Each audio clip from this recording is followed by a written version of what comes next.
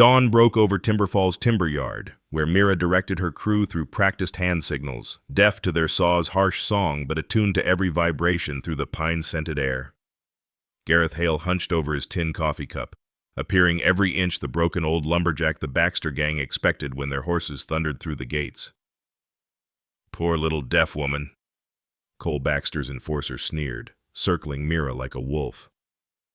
"Only got this scarecrow for protection." They laughed at Gareth's threadbare coat, his trembling hands, the way he kept stacking kindling as if their presence meant nothing. Mira read their lips, their cruel intentions written in every gesture. She lifted her slate, chalk-scratching defiance. "This land is not for sale." "You'll reconsider," the enforcer promised, leaning close enough that she felt his breath. "Everyone does." Gee! They departed laughing, never noticing how Gareth's weathered fingers had memorized every gun position, every weakness, every distance. "Before we continue, please leave a like and let me know which city you're watching from.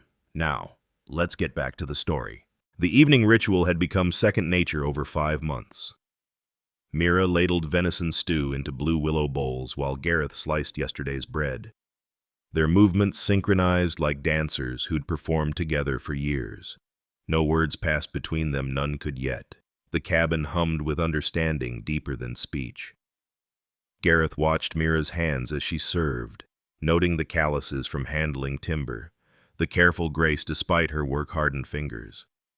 She caught him looking and smiled, that particular tilt of her head that meant she was amused by his constant vigilance.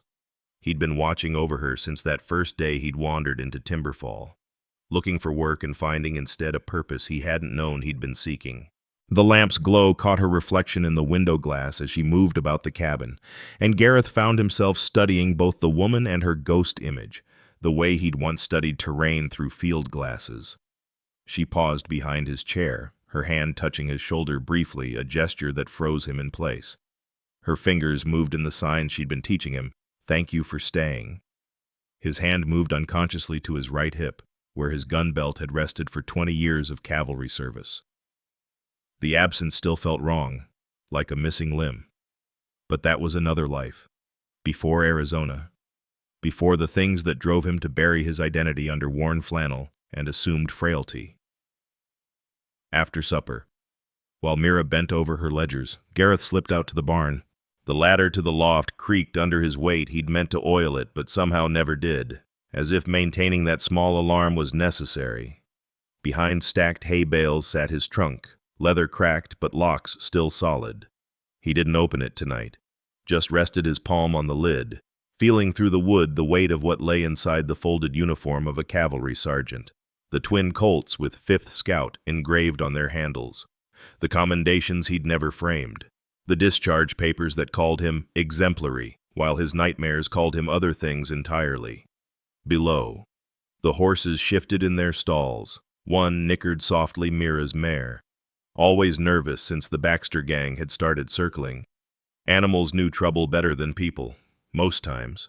Gareth descended the ladder and checked the barn doors, testing the bars, examining the sight lines from the loft window, old habits returning like muscle memory. Back in the cabin, he found Mira still working by lamplight, her ledger filled with neat columns of figures. The contracts were good railroad ties, construction timber, steady work that should have meant security, would have, if Cole Baxter hadn't decided he wanted her forest for himself. Gareth could read the worry in the set of her shoulders, the way she pressed too hard with her pen. She looked up, caught him watching again. Her hands moved. Storm coming. He nodded, not meaning the weather. She understood she always did. It was uncanny how she could read faces, bodies, intentions. Sometimes he wondered if her deafness had sharpened other senses, or if she'd simply learned to see what others missed while they were distracted by words. Mira closed the ledger and stood, moving to the window. She gazed out at the darkness where her forest began. 200 acres of prime timber that her late husband had claimed and died defending. Gareth joined her, standing carefully apart but close enough to protect if needed. In the glass, Their reflections stood side by side, the deaf widow who ran a lumber business with fierce independence, and the broken-down drifter who was anything but what he seemed. Her fingers moved again. "They'll come back." "Yes," he signed in return, one of the few words she'd taught him. "You could leave. Safer." He shook his head. She hadn't asked why he stayed, hadn't questioned the fiction of his weakness, even though she must have noticed things the way he moved when he thought she wasn't looking, the calculation in his eyes when strangers approached, the subtle positioning that always kept him between her and potential threats. Later, after she'd retired to her room, Gareth made his rounds. He oiled the door hinges that led outside, checked the windows, tested the shutters. From the kitchen, he could cover the front door and side entrance. The back door opened onto a clear field, no cover for 50 yards. Good for defense, bad for escape. But then, he wasn't planning to run. In the morning, he'd need to check the well, maybe string some cans on wire as early warning. Small preparations. Nothing that would alarm Mira or tip off watching eyes that the scarecrow was more than weathered wood and straw. But tonight, he simply sat by the dying fire. Hands that had once drawn faster than thought now wrapped around a cooling cup of coffee. Waiting for a war he'd tried to leave behind, but which had followed him anyway, to this quiet cabin where a deaf woman's courage had given him reason to stand guard once more. The morning mist clung to the forest floor as Mira led Gareth along the narrow trail, her steps sure despite the treacherous roots and stones. She moved through her woodland domain with the confidence of one who knew every tree, every ravine, every deer path that wound through the 200 acres of prime timber. Gareth followed, his supposed frailty forgotten as he unconsciously mapped the terrain with a soldier's eye, noting where the land rose and fell, where a man could take cover, where riders would have to slow. She paused at a massive ponderosa pine, its trunk scarred by old blazes, and ran her fingers along the surveyor's chain marks carved deep into the bark. Her husband had made these marks 7 years ago, when he'd first claimed this land under the Homestead Act. The tin-type photograph in her locket showed him standing beside this very tree, young and proud, before the fever took him and left her to defend what they'd built together. Gareth studied the surrounding forest with growing unease. The trails were too well traveled, boot prints in the soft earth that didn't match Mira's small steps or his own shuffling gait. Fresh horse droppings on a path that should have seen no riders. His jaw tightened as he recognized the signs of reconnaissance. Someone learning the land's layout just as he was doing now. They climbed a gentle rise where the trees thinned, revealing a vista of the valley below. Timberfall spread out like a child's toy town, smoke rising from chimneys. The lumber mills saw shrieking even at this distance. Mira touched his arm, directing his attention to the boundaries of her land, the creek to the east, the ridgeline to the north, the old lightning-struck oak to the west. South ran the main road, the only easy access for timber wagons. Gareth's military mind automatically cataloged the tactical situation. The high ground here commanded the approaches. A few men could hold the ridge against many. But the forest itself offered too much cover for attackers. The creek provided water but also a barrier to retreat. Defensive positions were good, but escape routes were limited. His fingers unconsciously traced patterns on his thigh range estimations. Angles of fire. The geometry of survival he'd learned in a dozen campaigns. Mira led him deeper into the forest, where the pines grew ancient and tall, their canopy so thick that little undergrowth survived in the perpetual twilight. Here the air felt sacred, hushed like a cathedral. She stopped at a small clearing where wildflowers grew around a simple wooden cross. The marker bore her husband's name, Thomas Henley, 1847 to 1878, beloved husband. Fresh flowers lay at its base, wild roses she must have placed yesterday. She knelt beside the grave, her fingers tracing the carved letters. Gareth stood back, respecting her moment of communion with the past. He watched her lips move in what might have been prayer or promise. This strong woman who refused to surrender what her husband had died protecting. When she rose, her eyes were dry but fierce with determination. That's when Gareth saw them fresh axe marks on the boundary trees. The blazes cut deep and recent, obscuring the original homestead marks. Someone had been changing the property lines, moving them inward, stealing her land tree by tree. His jaw clenched as he recognized the tactic. He'd seen it before in New Mexico territory. Large operators gradually encroaching on smaller claims until the original owners couldn't prove their boundaries. He touched Mira's shoulder, pointed to the violated trees. Her face darkened with understanding. She pulled out her brass compass, checking the readings against a small notebook she carried. The new blazes were 50 feet inside her proper boundary.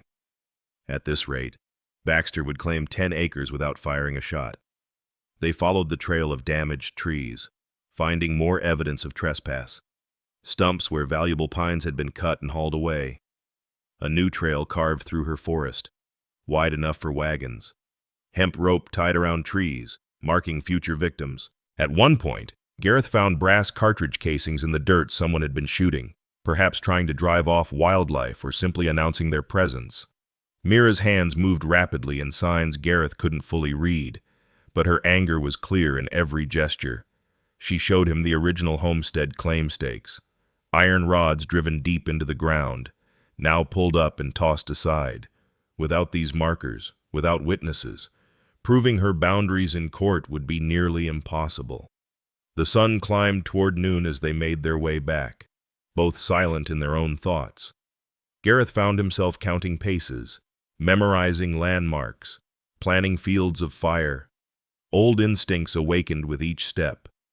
At a creek crossing, he automatically checked for tracks 3 horses had passed here recently, their riders dismounting to water their mounts. The boot prints were clear in the mud, one set showing a distinctive worn heel, details that might matter later. They emerged from the forest to find the cabin's door standing open. Mira rushed forward, but Gareth caught her arm, holding her back while he studied the scene. No horses visible, no movement from within. But there, a knife pinning a paper to the doorframe, the blade driven deep into the wood. Gareth approached carefully, checking windows, listening for any sound. The cabin appeared empty.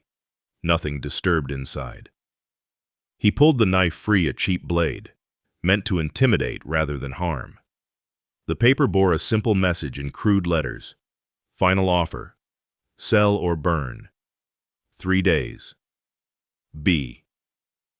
Mira read the note, crumpled it in her fist. Her eyes met Gareth's, and he saw the moment she recognized what he'd already accepted: the fight was no longer avoidable. Baxter had moved from pressure to threat, from encroachment to deadline. 3 days to prepare for whatever came next. Gareth pocketed the knife, his mind already working. The cabin's position was defensible, but not ideal. The barn could provide cover for attackers. The well was too exposed. But the forest offered possibilities. A man who knew the land could make it an ally rather than just territory to defend. He looked at Mira, this remarkable woman who stood straight despite the threat, who would fight for her land as her husband had. His hand moved without thought to sign one of the few phrases she'd taught him: "We stand." She nodded, understanding flooding her features. Whatever fiction had existed about his identity, his weakness, his harmless presence, it ended here.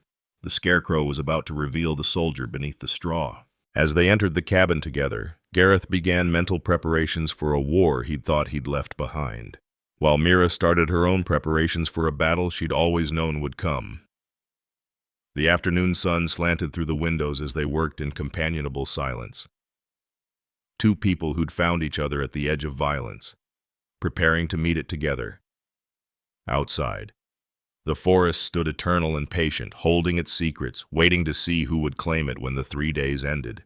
The nightmare came as it always did, with the smell of gunpowder and the screams of dying horses. Gareth thrashed in his narrow bunk, caught between past and present, between the Arizona territory of 1878 and the quiet barn loft of Timberfall.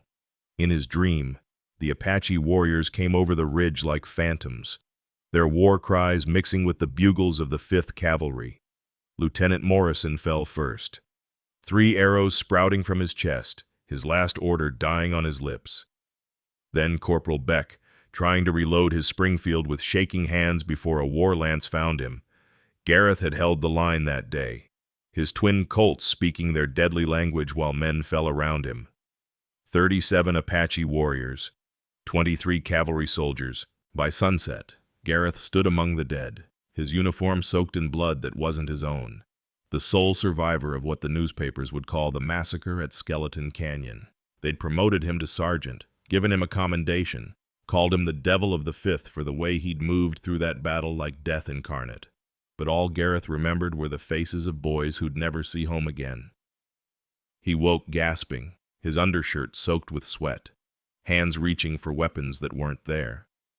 Through the loft window, dawn painted the sky purple and gold.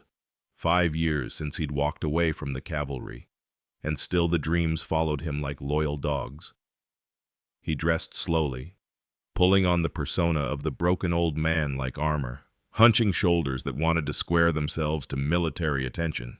The morning routine began as always, drawing water from the well for coffee, splitting kindling for the stove, but when he lowered the bucket, it came up wrong, too light. The rope showed wet only halfway. Gareth frowned, hauling the bucket up to examine its contents. The water looked clear, but there was an odd sheen on the surface, an oily rainbow that shouldn't be there. He set the bucket aside and walked to the small corral where Mira kept her horses. The trough was nearly empty, unusual since he'd filled it yesterday evening, but there at the bottom lay a dead sparrow, its tiny body rigid. Another floated near the edge. Gareth's jaw tightened.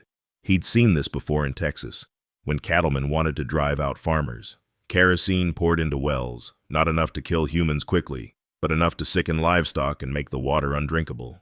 Mira emerged from the cabin, ready for the morning's work. Gareth caught her attention, led her to the well. He showed her the rainbow sheen, the dead birds. Her face paled as understanding dawned. She signed rapidly, asking questions he could only partially understand. He responded by pointing to the forest, then making a throat-cutting gesture. The message was clear: Baxter was escalating. They spent the morning hauling fresh water from the creek, a laborious process that would need repeating daily. As they worked, Gareth found himself studying Mira's movements, noting her blind spots, the moments when she was most vulnerable. She caught him watching and signed a question. Unable to explain in her language, he decided to show her. Behind the barn, where the ground was soft with recent rain, Gareth demonstrated. He stood in what civilians would call a normal stance, feet parallel, weight evenly distributed. Then he shifted, right foot sliding back, body turning slightly, hand hovering at hip level. He pointed to the different boot prints each stance made, showing her how a gunfighter's stance left a distinctive mark: the rear foot deeper, turned at an angle, the front foot lighter, ready to pivot. Mira knelt, studying the prints with intense concentration. Gareth moved through different positions: the cavalryman's firing stance, the brawler's crouch, the knife fighter's glide. Each left its own signature in the earth. He showed her how to read a man's intentions from the way he distributed his weight, how someone planning violence moved differently from someone merely walking. She was a quick student, her sharp eyes catching details he hadn't expected her to notice. She pointed to his own movements, signing something he interpreted as a question about his past. Gareth hesitated, then nodded. Using a stick, he drew in the dirt-rough maps of Arizona territory, stick figures representing soldiers and warriors, tactical positions that had been burned into his memory. The sun climbed higher as he taught her the Apache signal mirror code he'd learned from captured scouts, how flashes of light could carry warnings across miles. He showed her how to read the reflection of movement in windows, how to use peripheral vision to track multiple threats. Skills that had kept him alive through 5 years of frontier warfare, now passed to a deaf woman who needed them for a different kind of battle. Mira absorbed it all with fierce determination. She practiced the observation techniques, correctly identifying which direction he would move before he did it, reading the telegraph of muscle tension and shifted weight. When 3 ravens suddenly took flight from the forest edge, she immediately looked not at the birds, but at what had disturbed them, her body automatically moving to put the barn between herself and potential threat. Gareth felt something ease in his chest. She would not be helpless when trouble came. Whatever happened, she could read danger's approach, understand the language of violence even if she couldn't hear its voice. That afternoon, young Tommy came running from town, his horse lathered with sweat. The boy's hands shook as he signed to Mira, his movements clumsy with panic, but the message clear: more threats, more pressure. The other lumber crews were pulling back, afraid to work. The general store had been told not to sell to her. Even the pastor had suggested from the pulpit that sometimes God's will meant accepting change. Gareth watched Mira receive each blow with stoic grace, her chin lifting higher with every betrayal. When Tommy finished his report, she signed back, her movements sharp and decisive. The boy nodded, understanding, though his face showed fear. He was maybe 17, too young for what was coming, but too loyal to run. As evening approached, Gareth made a decision. He climbed to the loft, opened his trunk for the first time in months. The cavalry uniform lay folded exactly as he'd left it, the blue wool still holding its shape. Beneath it, wrapped in oiled cloth, lay his Springfield rifle cleaning kit, the military spurs he'd earned at Fort Grant, the territorial map marked with his unit's campaigns. But it was the leather case at the bottom that drew his hands. Inside, his field glasses rested in worn velvet, the brass fittings tarnished but the lenses still clear. A gift from Colonel Mackenzie himself after Skeleton Canyon, engraved with words Gareth had tried to forget, to Sergeant Gareth Hale, whose courage saved the honor of the 5th. He lifted the field glasses, training them on the forest edge.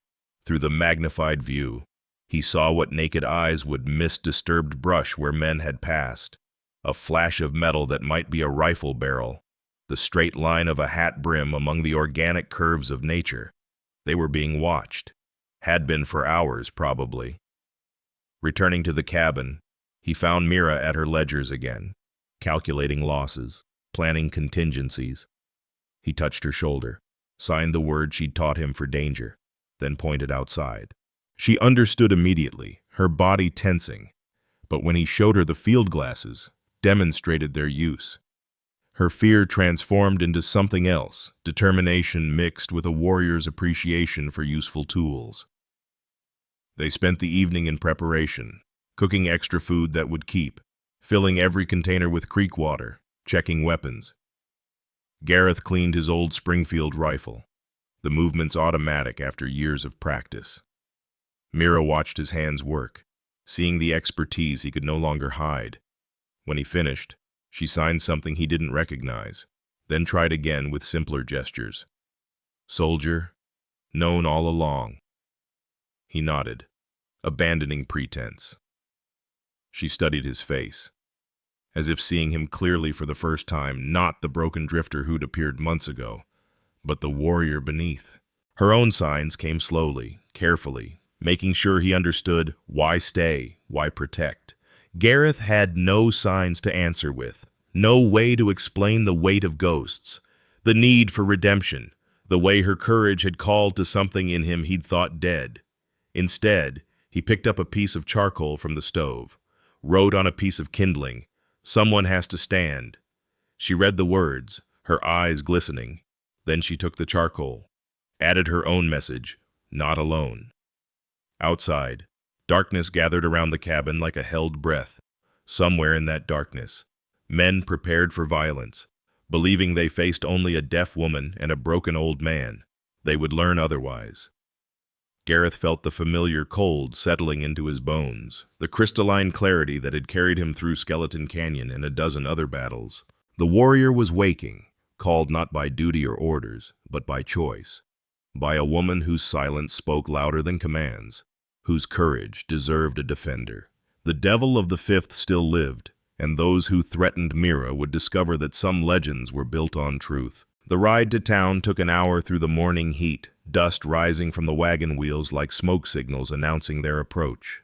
Mira held the reins with practiced ease while Gareth sat beside her, maintaining his disguise of frailty even as his eyes tracked every rider they passed, every window that might hide a rifle. The town of Timber Falls sprawled before them, 24 buildings lining the main street, false fronts trying to suggest prosperity that the muddy thoroughfare denied. Sheriff Holcomb's office squatted between the land claims office and Murphy's saloon, a strategic position that let the lawman watch both legal and illegal commerce. Gareth helped Mira down from the wagon, noting how the street seemed to empty as they approached. Shopkeepers finding urgent business inside. Citizens suddenly remembering appointments elsewhere. The town knew trouble when it walked their boards, and it wanted no part of what clung to Mira like morning shadow. The sheriff's door stood open, tobacco smoke drifting out like incense from a corrupt temple. Inside, Holcomb sat with his boots on the desk, studying wanted posters with the intensity of a man trying to look busy. A brass spittoon sat beside his chair, brown stains on the floor showing his intermittent accuracy. On the wall behind him hung a collection of rifles, each one polished to shine, none showing the wear of actual use. "Mrs. Henley," Holcomb said without looking up, his voice carrying the practiced neutrality of a man who'd learned to survive by offending no one with power. "And her helper." Mira pulled out her slate, wrote quickly, showed it to the sheriff. Gareth could see the words well poisoned, timber stolen, death threats. Holcomb finally looked up, his watery blue eyes sliding past Mira to focus on the middle distance, as if the accusations were written on the air where he couldn't quite read them. "That's serious charges, ma'am. You got proof, witnesses," Mira wrote again. "You know who's doing this. Now, I can't go making assumptions," Holcomb said, his hands spreading in a gesture of helplessness that fooled no one. "Mr. Baxter's a respected businessman, owns half the commercial property in town, without evidence." Gareth watched the sheriff's hands as he spoke. The man wore a new gold watch, its chain heavy across his vest. His boots were custom-made, the leather too fine for a lawman's salary. When Holcomb shifted, Gareth caught a glimpse of an envelope thick with bills tucked partially under the desk blotter. The evidence Mira sought was right there in the office, written in gold and leather and green paper. Mira's chalk scratched across slate. "Will you help? I enforce the law," Holcomb said, his eyes finally meeting hers with the cold honesty of a bought man. "But I can't act on complaints without evidence. Maybe you should consider Mr. Baxter's offer. Might be best for everyone." The dismissal was clear. Mira turned to leave, but Gareth lingered a moment, letting his gaze travel over the wanted posters. One showed a face he recognized, Sam Kettering, train robber, last seen in Colorado.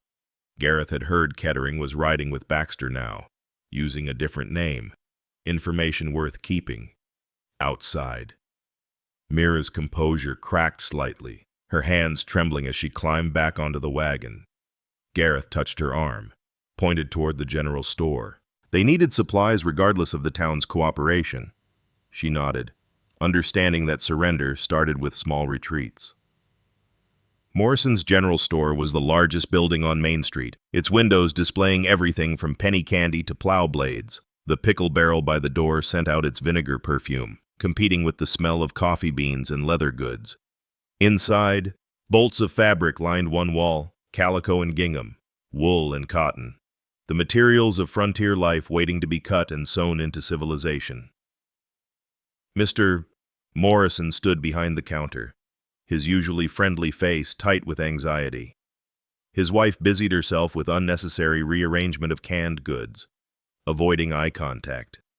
When Mira approached with her list, Morrison's hands shook as he took it. "Mrs. Henley," he began, his voice cracking like a boy's. That is... The thing is..." Mira read his lips, understanding before he could finish. She pointed to the list, then to the money in her hand, good cash for needed goods, the basic transaction of commerce that should have been simple. "I can't," Morrison whispered, glancing toward the door. "I've been told. That is, Mr. Baxter has made it clear. Anyone who helps you." That's when Gareth noticed them, 3 men lounging by the door, their casual stance a lie. One cleaned his fingernails with a large knife, the blade catching the light with each movement. Another leaned against the pickle barrel, his coat open to show the pistol at his hip. The third, the one Gareth recognized as Kettering despite the false name, watched with the flat eyes of a killer marking prey. Gareth's body shifted without conscious thought, his weight redistributing, his angle changing to keep all three in view while protecting Mira's blind spot. The movement was subtle, almost invisible, but Kettering caught it. His eyes narrowed, studying Gareth with new interest. Predator recognizing predator despite the disguise. "The lady needs supplies," Gareth said, his voice still maintaining the quaver of age but carrying something underneath that made Morrison step back. "I told you, I can't," Morrison said, louder now, performing for his audience. Perhaps she should try elsewhere. But elsewhere would be the same story, and everyone knew it. Mira wrote on her slate, showed it to Morrison. "Just flour and coffee, please." Morrison's face crumbled with shame, but fear won. "I'm sorry, I have a family to think of." They left empty-handed, the three watchers laughing as they passed. Kettering tipped his hat mockingly to Mira, his other hand resting on his gun. The message was clear: the town belonged to Baxter, and those who defied him stood alone. The afternoon brought the church social, a monthly gathering where the town's women displayed their Christian charity through competitive baking and careful social rankings. Mira attended because absence would be seen as surrender, though Gareth could see the effort it cost her to maintain her dignity. The church hall hummed with conversation that died when Mira entered. Women in their Sunday bonnets turned away, finding urgent need to examine the donation box or discuss recipes with sudden intensity. The pastor's wife, Mrs. Abernathy, a woman whose corset seemed to compress both her waist and her compassion, approached with the determined stride of someone about to perform an unpleasant but necessary duty. "Mrs. Henley," she said, her voice pitched to carry to every corner of the hall. "We've been praying for you during these difficult times." Mira nodded, her face composed even as the space around her widened. Other women stepping back as if misfortune might be contagious. "Perhaps," Mrs. Abernathy continued, her hands folded over her leather-bound hymnal, "this is God's way of telling you it's time to move on. A woman alone, trying to run a man's business. It's not natural, not proper. Mr. Baxter's offer is generous. You could start fresh somewhere else, somewhere more suitable." Mira's response came not in words, but in action. She walked to the donation table, placed $1, a significant sum, in the box, then signed the charity register with precise movements. Her message was clear: she remained part of this community, whether they accepted her or not. The rejection might have been complete except for one unexpected ally. As Mira turned to leave, Dr. Brennan's wife, Helen, intercepted her near the door. Helen was a small woman, mouse-quiet and often overlooked, but her husband had told her about treating men who'd been hurt in suspicious accidents, about threats made to those who opposed Baxter's expansion. "Wait," Helen whispered, glancing around to ensure they weren't observed. She pressed a small package into Mira's hands: medical supplies, laudanum, clean bandages, items that might be needed soon. "My husband. He can't openly help, but if you're hurt, come to the back door at night. He'll do what he can." It was a small kindness, but in that hall full of turned backs and avoided gazes, it shone like a lamp in darkness. Mira squeezed Helen's hand, her eyes expressing the gratitude her voice couldn't speak. As they left the church, Gareth observed the social dynamics with tactical precision.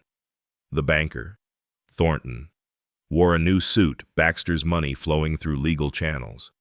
The mayor's wife clutched her husband's arm whenever Baxter's men passed, fear disguised as propriety. The owner of the hardware store kept glancing at the door, a man looking for escape routes. Some were bought, like the sheriff. Others were frightened, like Morrison. A few, like Helen Brennan, maintained quiet conscience but lacked the courage for open defiance. The town had been conquered without a shot fired, its spirit broken by economic pressure and implied violence. On the ride home, Mira's shoulders finally sagged. She'd maintained her composure through rejection and humiliation, but the cost showed now in the slump of her spine, the white-knuckled grip on the reins. Gareth gently took them from her. letting her rest as he guided the horses home. The cabin appeared as they'd left it, no fires, no obvious damage. But Gareth noticed fresh horse tracks near the barn, cigarette butts that hadn't been there this morning. They'd been visited while away, studied, assessed. The watchers were growing bolder. That evening, as Mira unpacked Helen's medical supplies with careful hands, Gareth made his own assessment. The town wouldn't help. The law was bought. They had young Tommy, whose loyalty exceeded his experience and their own determination. Against them stood Baxter's money, his hired guns, and the town's complicit cowardice. The odds were impossible. But then, they'd been impossible at Skeleton Canyon, too. Gareth found Mira on the porch as darkness fell, sitting in her rocking chair, staring at the forest that represented everything she refused to surrender. He pulled up the other chair, sitting beside her in companionable silence. Her hand moved, signing a single word he'd learned, afraid. He considered lying, then signed back the truth. Yes. She nodded, appreciating his honesty. Then her hands moved again, slowly so he could follow, still staying. This time his response was immediate. Always. They sat together as stars emerged. Two people abandoned by civilization, but not by each other. Tomorrow would bring new pressures, new threats. But tonight, they had the quiet understanding that some things were worth defending even when you stood alone. Or in this case, when two unlikely allies stood together against a town's worth of cowardice. The forest whispered its night songs, and though Mira couldn't hear them, she felt their vibration through the porch boards, through the air itself. The land was alive, worth fighting for, and fight they would, whether the town helped or not. Some stands you took not because you could win, but because walking away would kill something inside you more surely than any bullet. The morning of fortification began before dawn, with Gareth and young Tommy hauling timber from the stacked lumber to create defensive positions. They worked in silence, Tommy following Gareth's gestures as they positioned heavy pine beams across vulnerable approaches, creating barriers that would slow horses and provide cover. Gareth showed the boy how to angle the wood to deflect bullets rather than absorb them, lessons learned in places Tommy had never heard of. Mira supervised from the yard's center, her sharp eyes catching every detail despite the organized chaos. She directed the placement of water barrels at strategic points ostensibly for fire prevention, but Gareth knew she understood their value as additional cover. Her movements were economical, wasting no energy on panic or despair, focusing instead on practical preparation. By mid-morning, 3 of Mira's 5 remaining workers had arrived for their shift. They stood at the yard's entrance, lunch pails in hand, studying the fortifications with expressions that shifted from confusion to understanding to fear. Gareth watched them from his position near the sawshed, already knowing what would come. The oldest, Henrik, had worked for Mira's husband. He approached her with reluctance written in every step, his weathered face creased with shame. He spoke slowly, ensuring she could read his lips, though his eyes kept sliding away from hers, even from a distance. Gareth could see Mira's shoulders tighten as she understood they were quitting, abandoning her when she needed them most. The other 2 workers didn't even have Henrik's courage to face her directly. They simply turned and walked away, leaving their tools leaning against the fence, severing ties with the simple finality of abandoned equipment. Only Tommy remained. The boy's jaw set with determination that made him look older than his 17 years, though his hands shook slightly as he helped position another timber barrier. Mira stood alone in the center of her diminished kingdom, surrounded by fortifications that would mean nothing without defenders. Then she straightened, lifted her chin, and returned to work. If she would make her stand alone, she would make it nonetheless. Gareth felt something turn over in his chest, a recognition of courage that had nothing to do with weapons or training. The sound of approaching horses interrupted the work. Multiple riders coming fast from the town road. Gareth counted hoofbeats 5, maybe 6 riders. He moved to position himself between the entrance and Mira, Tommy flanking her other side with a pitchfork he held like a weapon he had no idea how to use. Cole Baxter's enforcer rode in first, the man Gareth had recognized as Sam Kettering, wearing his new identity like an ill-fitting coat. Behind him came 5 others, hard men with tied-down holsters and eyes that had seen too much violence to fear more. They spread out in a practiced semicircle, cutting off escape routes with the casual efficiency of wolves who'd run down prey before. Kettering dismounted with theatrical slowness, his spurs ringing against the packed earth. He was a tall man, lean in the way of those who lived by violence, with pale eyes that belonged on a snake. His clothes were too fine for honest work: black coat, silver vest, boots that had never seen a stirrup before he'd turned to killing for pay. "Mrs. Henley," he said, touching his hat brim in mockery of courtesy. "Mr. Baxter sent me to discuss your situation. Seems you haven't been receiving his messages clearly." Mira stood her ground, though Gareth could see the tension in her spine. She pulled out her slate, wrote with steady hands, "I understand perfectly. The answer remains no." Kettering read the slate and laughed, a sound like winter wind through dead trees. "Ma'am, I don't think you appreciate your position. You're alone out here. No crew, no protection, no friends left in town. Mr. Baxter's being generous, offering you anything at all for this land. After tomorrow, that offer expires." He began to pace, his hand resting on his gun butt, each step calculated to display threat. Accidents happen in the timber business. Fires start, equipment breaks, sometimes people get hurt. He paused directly in front of Mira, close enough that she had to tilt her head back to meet his eyes. Especially women who don't know their place. That's when he made his mistake, drawing his pistol to emphasize his point, the barrel swinging toward Mira's face. The threat was clear: submit, or face the consequences delivered from the barrel of a gun. Gareth moved. It wasn't much, just a subtle shift of weight, a slight turn of his shoulders, an adjustment of his stance that transformed him from bent old man to something else entirely. His hand didn't go for a weapon, he wasn't wearing one, but something in that small movement made every armed man in the yard tense. Kettering's gun hand froze mid-gesture. His snake eyes suddenly focused on Gareth with the intensity of a predator recognizing a larger predator. "The lady said no," Gareth said, his voice carrying none of the quaver he'd maintained for months. The words came out flat, emotionless, with the weight of absolute certainty. Kettering studied him, and Gareth could see the calculations running behind those pale eyes. The way Gareth stood, the angle of his body, the perfect balance that spoke of years of training, it all told a story to someone who knew how to read such things. "You're not just some broken-down drifter," Kettering said slowly, his gun still out but no longer pointed at Mira. "The way you stand, I've seen that stance before. Military, cavalry, maybe." Gareth said nothing, but his silence was confirmation enough. "You remind me of someone," Kettering continued, his voice taking on a different quality, less threat and more curiosity. "Stories I heard down in Arizona territory, about a sergeant who held off 40 Apache warriors single-handed. They called him something. Had to do with the regiment." The recognition hit Kettering like cold water.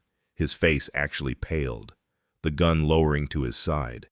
"The Devil of the Fifth. You're Gareth Hale."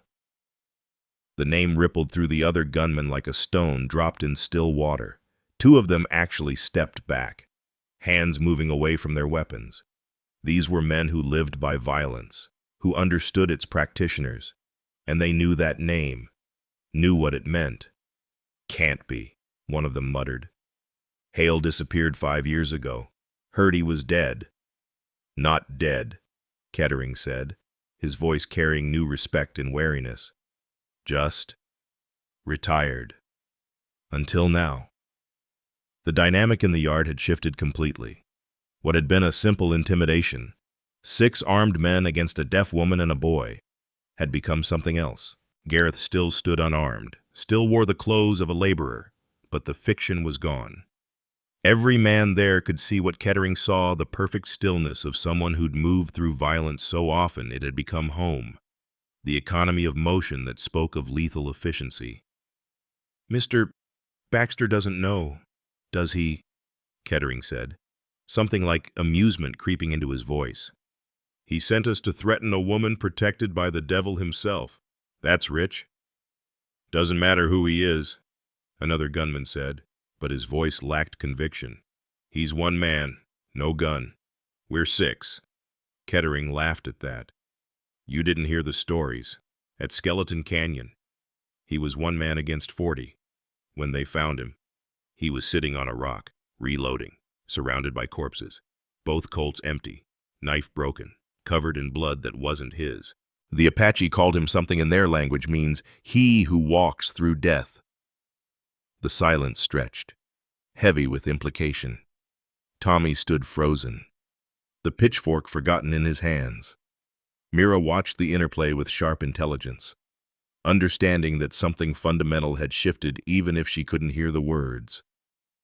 Finally, Kettering holstered his weapon with deliberate care. 3 days, Mrs. de Henley. Mr. Baxter's message remains the same. But I'll tell him about complications. He should know what he's really facing. He mounted his horse, paused, looked back at Gareth. Those Colts of yours, the ones with the 5th Scout engraving, you still have them. Gareth's response was a slight smile that never reached his eyes. Thought so, Kettering said. He touched his hat brim again, this time with something approaching genuine respect. 3 days. Sergeant, we'll see what Mr. Baxter wants to do with this information. They rode out in a thunder of hooves, leaving dust and silence behind. Tommy finally remembered to breathe, the pitchfork dropping from nerveless fingers. Mr. Gareth, is it true what they said? Gareth didn't answer the boy directly. Instead, he turned to Mira, who had been watching him with an unreadable expression. Her hands moved in signs, devil you. He nodded once. Her next signs came slowly, carefully. Good. We need a devil. The rest of the day passed in continued preparation. But the atmosphere had changed. Tommy worked with renewed energy, stealing glances at Gareth as if seeing him for the first time. Mira maintained her usual efficiency, but Gareth caught her watching him too, assessment in her gaze. As evening approached, they gathered in the cabin for a meal of beans and cornbread. The ultimatum hung over them 3 days until Baxter made his move, whatever that might be. But something had shifted in their favor. Fear was a weapon that cut both ways, and for the first time, Baxter's men had felt its edge. Gareth cleaned his Springfield rifle after dinner, the movements meditative in their familiarity. Tommy watched from across the table, working up courage to speak. Will you teach me, the boy finally asked. To shoot, to fight properly. Gareth looked at him, seeing his younger self. Before Skeleton Canyon, before the weight of ghosts. Fighting's easy, he said quietly. It's the living with it after that's hard. But sometimes you have to fight, Tommy insisted. To protect what matters. Gareth's gaze shifted to Mira, who was mending a shirt by lamplight, her face serene despite the threat hanging over them. Sometimes you do, he agreed. That night, Gareth retrieved his trunk from the barn loft. It was time to stop pretending, to prepare in earnest for what was coming. The twin Colts lay wrapped in oiled cloth, their weight familiar in his hands despite the years of separation. The engravings caught the lamplight 5th Scout, surrounded by small marks, one for each confirmed kill during his service. 43 marks. He'd stopped counting after Skeleton Canyon. He loaded both weapons with methodical precision, each bullet a promise and a burden. Tomorrow he would wear them openly, the disguise fully abandoned. But tonight, he simply held them, remembering the man he'd been, preparing to become him again if needed. Outside, coyotes howled in the distance, their calls echoing through the darkness, predators announcing their presence, marking territory, warning rivals. Gareth understood their language, had spoken it himself once. In 3 days, he might need to speak it again. The fire had burned low in the hearth, casting dancing shadows across the cabin walls as Gareth and Mira sat facing each other across the rough pine table. Outside, The October wind tested the windows, carrying the scent of approaching winter, though snow was still weeks away. The 2 remaining days of Baxter's ultimatum pressed against the walls like a physical presence, making the air itself feel heavier. Gareth reached into the wooden box he'd brought from the barn, his movements deliberate and ceremonial. He withdrew the twin Colts, still wrapped in their oiled cloth, and placed them on the table between himself and Mira. The lamplight caught the brass of their frames as he unwrapped them, revealing the weapons that had made him legend and nightmare both. The 5th Scout engraving seemed to glow in the firelight, surrounded by those 43 small marks he'd tried so hard to forget. Mira's eyes moved from the guns to his face, reading there the weight of what this revelation meant. Her hands moved slowly, forming signs he'd learned over their months together. "Show me, all of it."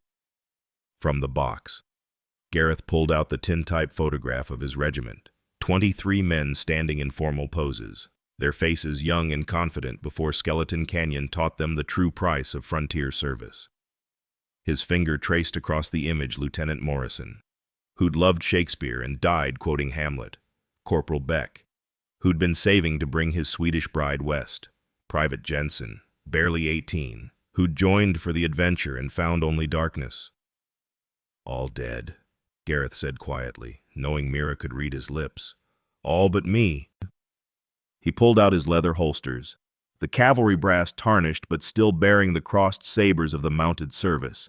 The leather was worn smooth where the guns had rested, shaped by years of daily carry, cotton patches for cleaning, stained with old gun oil, a powder horn carved with the regiment's motto, "First to fight," cleaning rods, worn from use, everything a soldier needed to maintain the tools of his trade, the instruments of survival and death. Mira watched him handle each item, seeing how his hands knew every curve and angle without looking. She pulled her slate closer, wrote carefully, "Tell me about Skeleton Canyon." Gareth had never spoken of it to anyone, not fully. The official report was dry facts and numbers. The newspaper accounts were dramatic fiction. But sitting here, with this woman who'd shown more courage than most soldiers he'd known, the words finally came. "We were escorting a supply wagon to Fort Grant," he began, his voice low and steady. "Apache war party hit us in a box canyon. No warning. They had the high ground, had us surrounded before we knew they were there. Morrison tried to form a defensive square, but there wasn't time. They came at us from 3 sides. War cries echoing off the rocks until you couldn't tell direction from sound." His hands moved unconsciously, illustrating tactical positions on the table's surface. Beck went down in the first volley. Jensen tried to run, took an arrow in the back. The others. It was chaos. Men screaming, horses bolting, dust and gunpowder smoke so thick you could barely see. I found cover behind some rocks, started picking targets. The Colts gave me 12 shots before reloading. I made them count. He paused, lost in memory. They kept coming. Warriors braver than any soldiers I've known, fighting for their land, their families. I understood that, even as I killed them. When my ammunition ran low, I used my knife. When that broke, I used rocks, their own weapons, anything. Not because I was brave, but because I was terrified. Terror makes you capable of terrible things. Gareth looked up, meeting Mira's steady gaze. When the relief column found me the next morning, I was sitting on a boulder, reloading, surrounded by what I'd done. 37 Apache warriors, 22 fellow soldiers. I was covered in blood, most of it not mine. And I couldn't stop reloading those Colts. Just kept filling the cylinders, over and over, like if I stopped, they'd all get back up. Mira's hand moved across the table, not quite touching his, but close enough for him to feel the warmth. Her slate remained blank, but her eyes spoke volumes. "They gave me a medal," Gareth continued, his voice bitter. "Called me a hero. The newspapers named me the Devil of the Fifth. Said I was death incarnate. But I knew the truth. I wasn't a hero. I was just a frightened man who'd survived by becoming something monstrous. The Apache had a name for me too. He who walks through death. More accurate than devil. I'd walked through death and come out the other side. but I'd left my soul in that canyon. He touched one of the Colts, finger tracing the engravings. I finished my enlistment, then walked away. Couldn't stand the way young soldiers looked at me, like I was something to aspire to. Couldn't stand the weight of those ghosts. So I buried these guns, buried that man, tried to become nothing, a drifter, a broken old laborer, anything but what I'd been. Mira's chalk moved across her slate with decisive strokes. I knew warriors can't hide their shadows. Gareth looked at her in surprise. She wrote more. First day you came. Saw how you watched everything. How you stood. How you protected without thinking. I hired a drifter. I kept a guardian. Why? Gareth asked. Why trust a killer? Her response came slowly. Each word considered. Not killer. Protector. Difference matters. She set down her chalk, stood, moved to the small drawer where she kept her precious things. From it, she withdrew a folded paper, worn soft from handling. She spread it on the table, a land deed, her husband's name crossed out, hers written below in the clerk's careful hand. But it was the dark stain on one corner that drew the eye, rusty brown against the aged paper. Her hands moved in signs, some of which Gareth didn't know. But she saw his confusion and returned to the slate. Thomas died here, right here, where we sit. Baxter's men came before, 5 years ago, wanted him to sell. He refused. She wrote more, her usual careful script becoming rapid, urgent. They didn't mean to kill him, just frighten. But Tom was proud, stubborn, fought back. One shot. Here. Through window. I held him as he died. His blood on the deed he died protecting. Gareth understood now why she'd never retreated, never considered Baxter's offers. This wasn't just land to her, it was a battlefield where her husband had made his stand, a sacred trust sealed in blood. Sheriff Holcomb, Gareth asked. Mira's laugh was bitter and silent, just a sharp exhale and shake of her head. She wrote, same as now, useless, said Tom Drew first, no witnesses, case closed. She moved around the table, standing closer to the fire, her shadow long against the wall. When she turned back, her hands moved in signs, then picked up the slate again. After Tom died, men came around, thought deaf widow meant helpless prey. I learned to defend myself. Bought rifle. Practiced until my shoulder was purple from recoil. Learned to read danger in faces, in movements. She paused, then wrote, when you appeared, I thought maybe Tom sent you. Foolish. I know. But you had same look he did man who'd protect what mattered. I'm not your husband, Gareth said carefully. I'm not a good man like he was. Her response was swift. Good men don't survive Skeleton Canyon. Necessary men do. I need necessary. The wind picked up outside, rattling the windows. Somewhere in the darkness, a wolf howled, long and mournful. Mira shivered, moved closer to the fire. Gareth joined her, standing at what would have been called a respectful distance in polite society. But here, in this moment, felt like companionship. Tomorrow they come, Mira signed, the gestures simple enough for him to understand. Tomorrow, we're ready. He signed back, using the few words she'd taught him. She smiled at his clumsy signing, corrected his hand position gently. Then she wrote on her slate, together.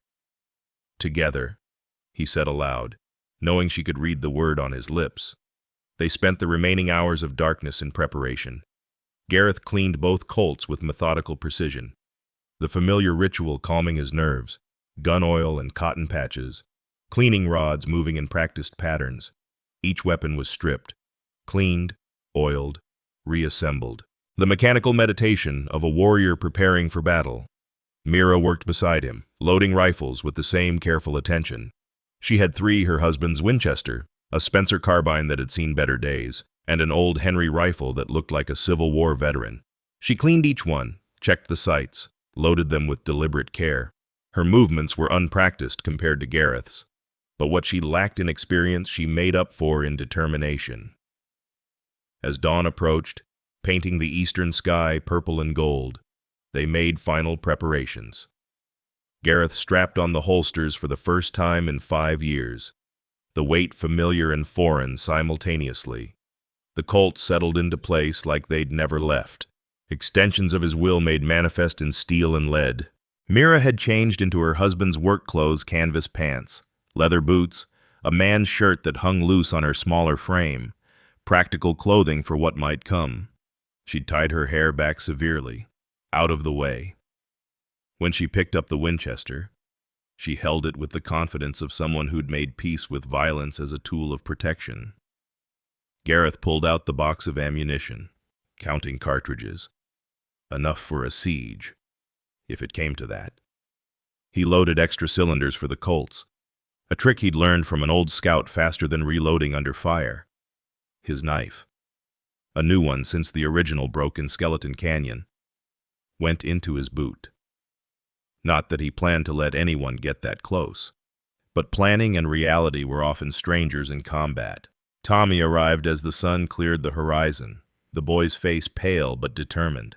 He carried his father's shotgun, an old side-by-side that had probably last fired at rabbits, but he held it properly, Gareth noted, and his hands were steady enough.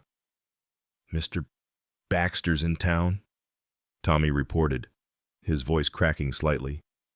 "Came in on the morning stage with more men. Maybe a dozen total now. They're gathering at the saloon." Mira read his lips, nodded understanding. She wrote on her slate, showed it to both of them. "Let them come. This is our ground." Gareth checked the placement of their defensive positions one final time. Water barrels filled and positioned for cover.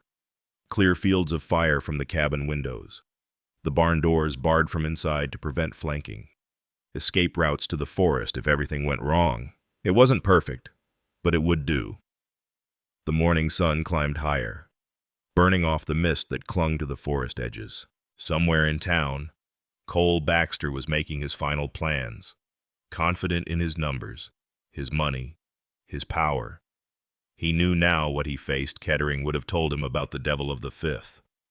But Baxter was a man who believed everything could be bought or bullied.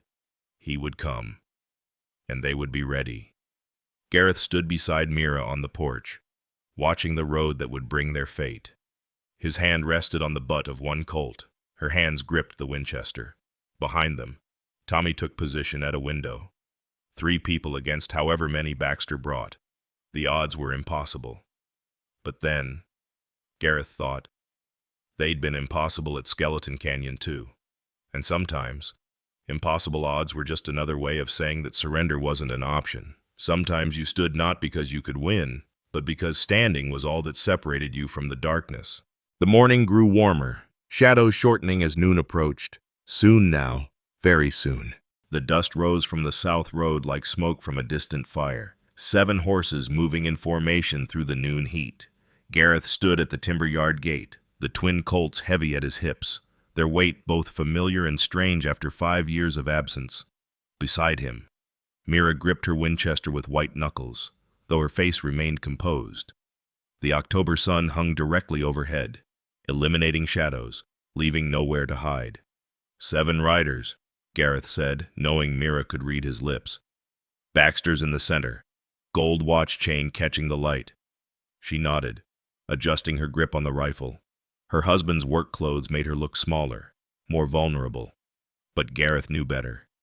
He'd seen her face down threats that would have broken stronger people. She had the kind of courage that didn't announce itself with bravado, but simply stood firm when standing was required. The riders slowed as they approached, spreading into a practiced semicircle.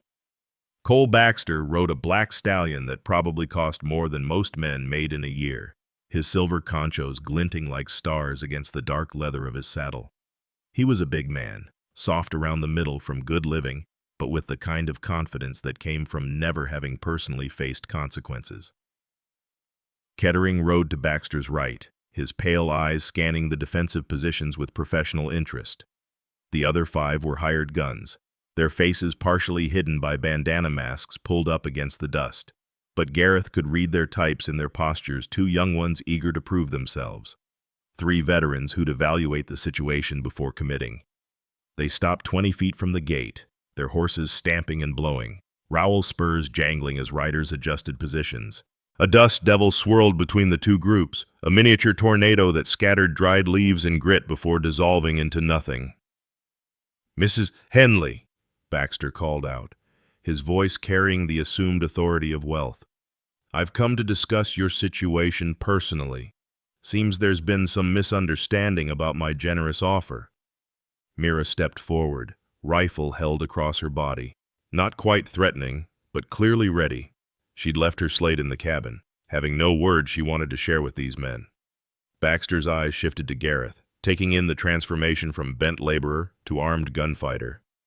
"And you must be the famous Sergeant Hale, the devil of the 5th himself. I'd heard you were dead." "Disappointed?" Gareth asked, his voice carrying no emotion. "Curious," Baxter admitted. "What's a war hero doing playing nursemaid to a deaf widow? Surely a man of your talents could find more profitable employment." "I'm particular about who I work for," Gareth replied. "I don't care for thieves." Baxter's face darkened. "Careful, Sergeant. Your reputation might protect you from some men, but I've got 7 guns here. You've got what? A deaf woman and a boy?" As if on cue, Tommy's head appeared in the barn's loft window, his father's shotgun visible. The boy was trying to look fierce, though Gareth could see his hands trembling from here. 3 defenders, 7 attackers, Kettering observed, speaking for the first time. "Not good odds. Better than 40-1, Gareth said quietly. "I've worked with worse." The reference to Skeleton Canyon rippled through the mounted men. One of the younger gunmen shifted nervously, his horse dancing sideways as it sensed its rider's unease. The veterans exchanged glances, re-evaluating the situation. "Here's what's going to happen," Baxter said, leaning forward in his saddle. "You're going to step aside. Mrs. Henley is going to sign over the deed to her land, and everyone rides away happy. Nobody needs to die over some trees." Mira's response was to lever around into the Winchester's chamber, the metallic sound carrying clearly in the still air. The message needed no translation. "The lady's property line starts here," Gareth said, his tone conversational. "You're welcome to turn around and respect it." One of the younger gunmen laughed nervously. 7-3, old man. You might be fast, but you ain't that fast." The moment stretched taut as a violin string. Gareth could feel it all, the weight of the Colts, the sun on his neck, the presence of Mira beside him steady as stone. His hands hung relaxed at his sides. No tension, no tell. He'd learned long ago that the secret to speed wasn't in the muscles, but in the absence of resistance, in moving like water, finding its course. "Boy," Kettering said to the young gunman, "you ever see a rattlesnake strike no warning, no wind-up, just death faster than thought? That's what you're looking at right now." "Enough talk," Baxter snapped. "This is simple business. I want that land. I'll have it. If the great devil of the 5th wants to die for some trees and a deaf woman, so be it." That's when 2 of his men went for their guns. Gareth moved. The Colts appeared in his hands as if summoned. No conscious thought between decision and action. 2 shots cracked across the yard, so close together they sounded like one extended roar. The first gunman's pistol flew from his hand, spinning through the air. The second man's gun never cleared leather. Gareth's bullet caught the weapon itself, shattering the grip, sending splinters into the man's palm. Both men cried out, clutching injured hands, their horses rearing. Gareth stood with both Colts extended, smoke wisping from the barrels, his stance perfect, balanced, ready for whatever came next. "Next ones go center mass," he said quietly. "Your choice." The yard erupted in chaos. Horses danced and wheeled, riders fighting to control their mounts while keeping hands carefully away from weapons. One of the veterans actually laughed, A short bark of appreciation for skill witnessed. "Jesus Christ," someone whispered. "He didn't even seem to move." "It's true," another said, voice tight with fear. "Everything they said about Skeleton Canyon. He really is the devil himself." Kettering hadn't moved throughout the demonstration, his pale eyes studying Gareth with something like professional admiration. "Mr. Baxter," he said carefully, "I've been in a lot of fights, won most of them, but I know when I'm looking at death, and death is standing right there in a pair of worn boots." From the barn loft, Tommy let out a whoop of triumph, though his shotgun shook visibly in his grip. The boy's courage was holding, but barely. Gareth kept his attention on the mounted men, reading their intentions in their postures, their faces, the way their horses responded to unconscious cues. Baxter's face had gone purple with rage. "I'm paying you men to fight, not to cower before some washed-up soldier." "You're paying us to win," one of the veterans corrected. "Can't spend money dead, and that man there, he could kill half of us before we cleared leather, maybe more." "He's one man," Baxter roared. "So was he at Skeleton Canyon," Kettering said. "Ask the 40 Apache warriors how that worked out." "Oh, wait. You can't. They're all dead." The two men Gareth had disarmed were cradling their injured hands, one bleeding from splinters, the other's hand likely broken from the impact of his gun being shot away. They looked at Gareth with a mixture of fear and awe, predators suddenly recognizing they'd cornered something far more dangerous than themselves. Mira stepped forward, her rifle now pointed directly at Baxter. The message was clear while they'd all been watching Gareth. She'd picked her target. The businessman found himself looking down the barrel of a Winchester held by a woman whose husband had died defending this same land. Her hands were steady as stone. "This is insane," Baxter sputtered, but his voice had lost its commanding edge. "You can't just shoot people in broad daylight. There are laws." "Your bought sheriff," Gareth interrupted. "He won't come. Neither will anyone else from town. They're all too scared of you to help Mrs. Henley, which means they're too scared of you to help you either. We're alone out here, Mr. Baxter. Just us and the choices we make." One of the veterans, an older man with scars visible above his bandana, spoke up.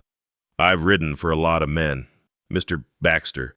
Done things I'm not proud of for money, but I've never drawn on the devil of the Fifth.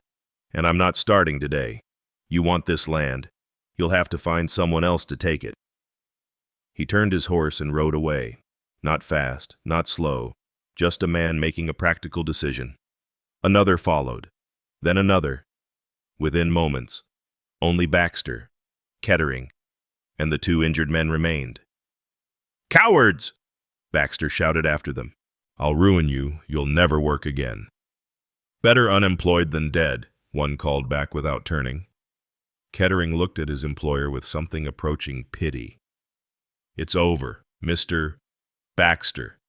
You can't buy what they won't sell, and you can't take what they'll die defending. More importantly, you can't take what I won't take for you. You work for me." Worked, past tense. Kettering touched his hat brim to Gareth and Mira. "Ma'am, Sergeant, I believe I'll be moving on. There's opportunities in Colorado that don't involve facing down legends." He helped the two injured men onto their horses. Then the three of them rode away, leaving Baxter alone at the gate. The businessman sat on his expensive horse, his face cycling through rage, disbelief, and finally, fear. "This isn't over," he said, but his voice lacked conviction. "I have influence, connections. I can make things difficult for you." "You can try," Gareth agreed. "But you'll do it from a distance. Because if I see you on Mrs. Henley's land again, if I hear about any accidents, any fires, any threats, I'll come looking for you. And Mr. Baxter, I know 43 ways to kill a man. Learned them all in places you've only heard about. You're a businessman. Do the math on those odds." Baxter's hands shook as he gathered his reins. The sweat staining his hatband had nothing to do with the noon heat. He looked at Mira, perhaps hoping for some sign of weakness, some crack in her resolve. She gave him nothing but the steady aim of her rifle. "You can't protect her forever," he said to Gareth, a last attempt at threat. "Don't need forever," Gareth replied. "Just longer than you'll live if you come back." The arithmetic of that statement was clear. Baxter wheeled his horse around and spurred it hard, fleeing with none of the dignity he'd arrived with. Dust rose behind him like a flag of surrender. Gareth didn't holster the Colts until Baxter was a distant speck on the road. Even then, he kept watching, waiting to see if this was truly over or just a respite. Beside him, Mira finally lowered the Winchester, her arms trembling slightly from holding it steady so long. Tommy came running from the barn, whooping and hollering, his fear transformed into elation. "You did it, Mr. Gareth. That was... I never saw anything like it. You shot the guns right out of their hands." "It's not something to celebrate, boy," Gareth said quietly. "Violence is sometimes necessary, but it's never good. Even when you win, you lose something." But Tommy wasn't listening, too caught up in the triumph of the moment. He danced around them, recreating the scene, making shooting gestures with his fingers. Mira touched Gareth's arm, signed a simple message, "Thank you." "It's not over," he signed back, clumsy but clear. "Men like Baxter don't give up easy." She nodded, understanding. But for now, this moment, they'd won. The land remained hers. The threat was retreating, and they stood together in the noon sun, two unlikely allies who'd faced impossible odds and emerged victorious. Gareth finally holstered the Colts, their weight settling back into familiar position. The devil of the Fifth had awakened, shown his fangs, and sent predators running. But as he looked at Mira, saw the relief and gratitude in her eyes, he realized something had changed. He wasn't just the devil anymore. He was her devil, her protector. And that distinction mattered more than all the legends and fears combined. The sun continued its arc across the sky. Unconcerned with human drama, in the forest, birds resumed singing, having gone silent during the confrontation. Life continued, as it always did, flowing around violence like water around stones. And in the timber yard where a stand had been made, 3 people stood together, victorious for now, preparing for whatever came next. The news traveled faster than wildfire through dried grass. By evening of that same day, everyone in Timberfall knew that Cole Baxter had ridden away from the Henley timber yard in defeat. His hired guns scattered like quail before a hawk. The story grew with each telling, as stories do, until some versions had Gareth facing down 20 men, or shooting playing cards from outlaws' hands at 50 paces. But the kernel of truth remained: the devil of the Fifth had stood for the deaf widow, and Baxter had fled. Morrison's General Store was the first to feel the shift. The next morning, Mrs. Morrison herself drove their delivery wagon to Mira's gate, her husband sitting beside her looking sheepish.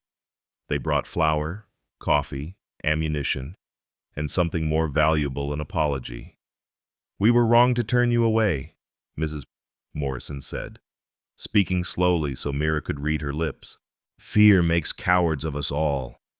But seeing you stand up to him, seeing you win, it reminded us that bullies only have the power we give them." Mira accepted the supplies and the apology with quiet grace, though Gareth noticed the slight smile playing at her lips as the Morrisons unloaded far more than what had been ordered. Guilt, it seemed, was good for business. By the end of the week, the transformation was remarkable. The lumber crews returned, shamefaced but eager to work. Orders that had mysteriously disappeared were suddenly found. The sawmill, which had claimed to be too busy to cut Mira's timber, discovered an opening in their schedule.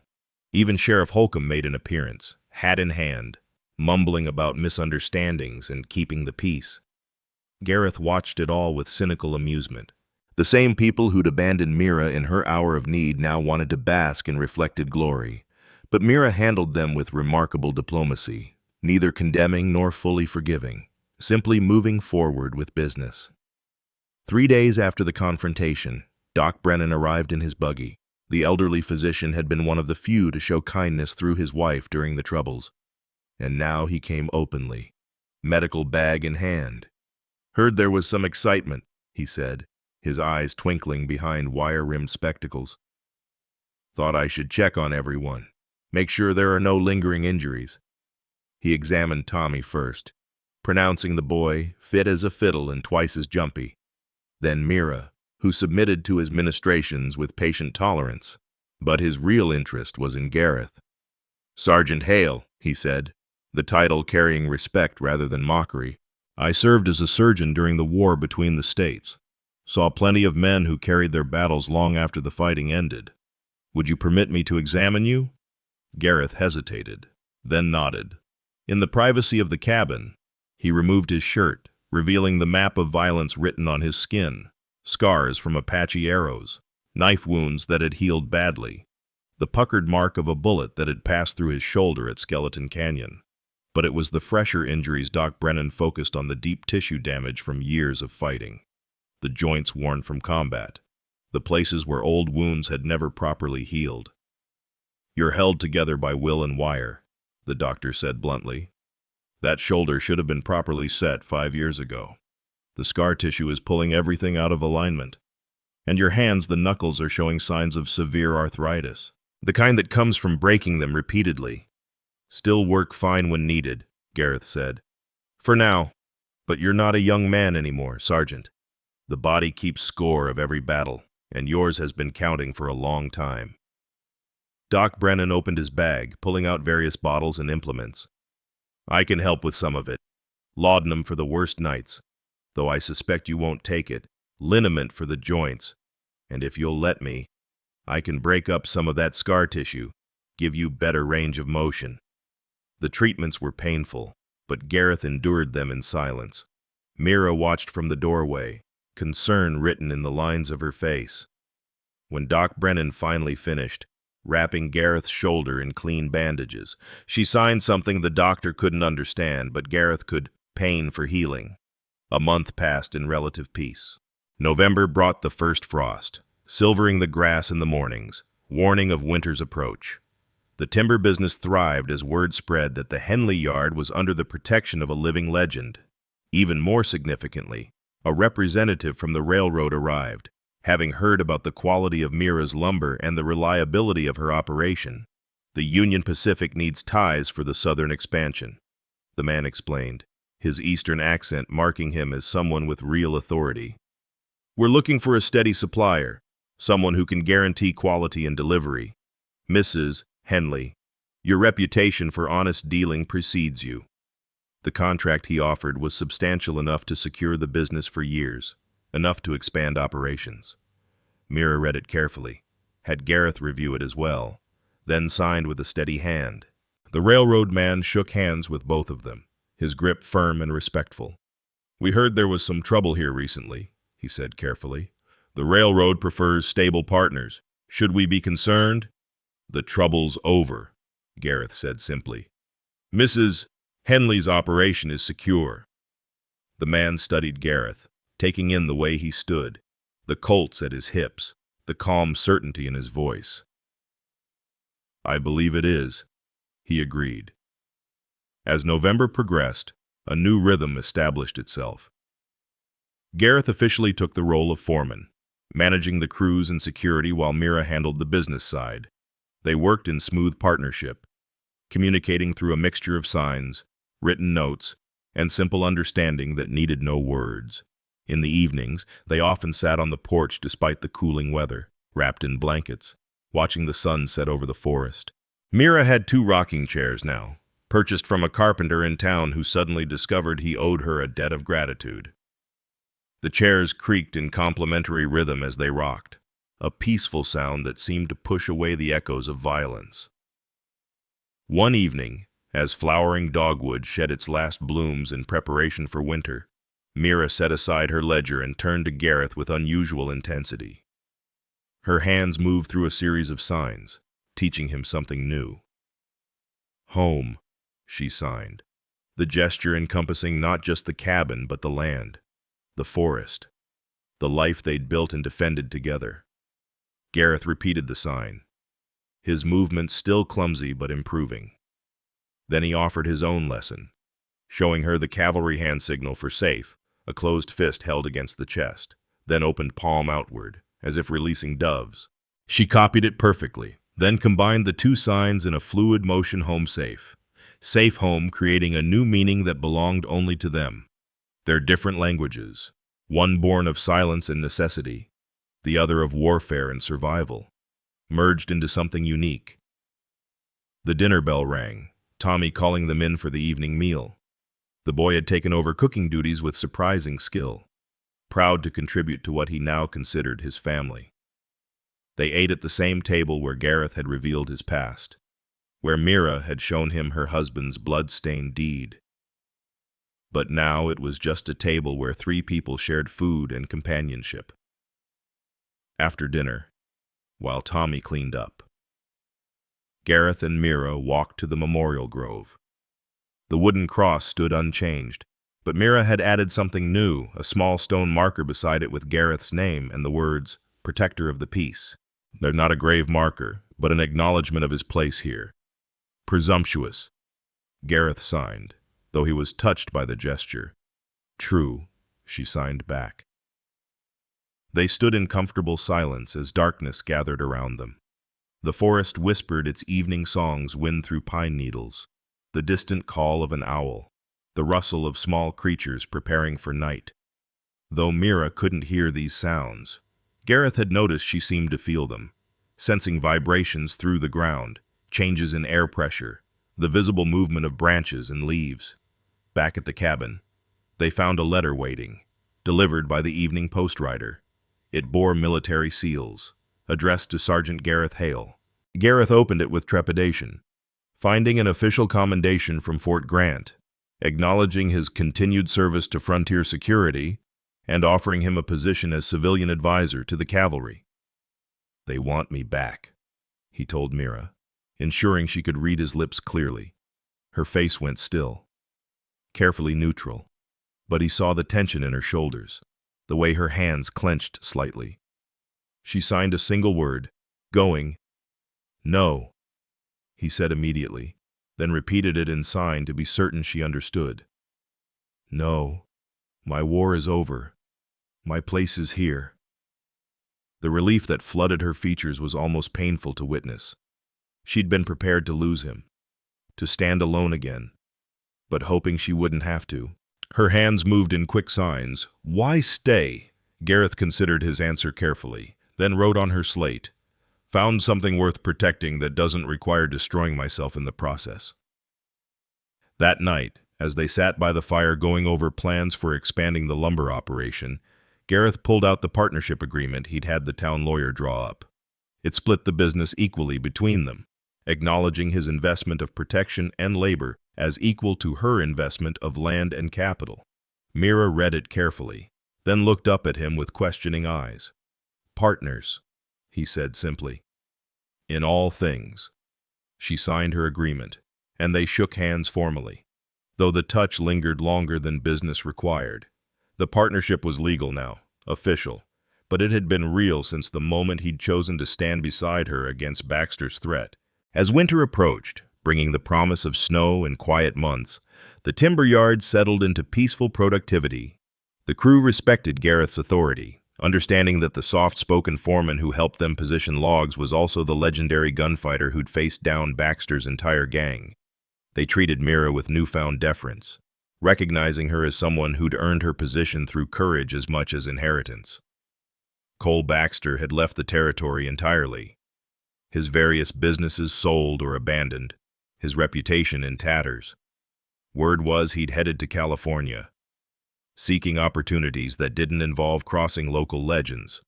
His former hired guns scattered to the winds, most leaving the territory, none willing to risk revenge against the Devil of the Fifth. On the last evening of November, as the first snowflakes began to fall, Gareth and Mira stood together on the porch, watching the white curtain descend over their forest. The trees stood like silent sentinels, protecting and protected, their ownership no longer in question. Tommy joined them, bringing hot coffee and his own excited energy. "First snow," he signed to Mira, his movements enthusiastic if not entirely accurate. She laughed that silent expression of joy that Gareth had learned to recognize and corrected his signing gently. Family, she signed to both of them. A new word, a declaration and a question combined. Family, Gareth confirmed, the word feeling strange but right on his lips. Tommy whooped with joy, then remembered Mira couldn't hear him and repeated the sign with emphatic gestures that made them all smile. As snow blanketed the timber yard, covering the scars of recent conflict, Gareth felt something he hadn't experienced since before Skeleton Canyon peace, not the absence of conflict, but the presence of something worth the struggles that had led here. His ghosts hadn't vanished, might never fully fade, but they no longer ruled his days. The twin Colts still rested at his hips, and they always would. The devil of the fifth hadn't died. He'd found a better purpose. Protection instead of destruction. Building instead of breaking. A home defended rather than a battlefield survived. In the memorial grove, snow gathered on the wooden cross and the new stone marker, blessing both the dead and the living with its quiet grace.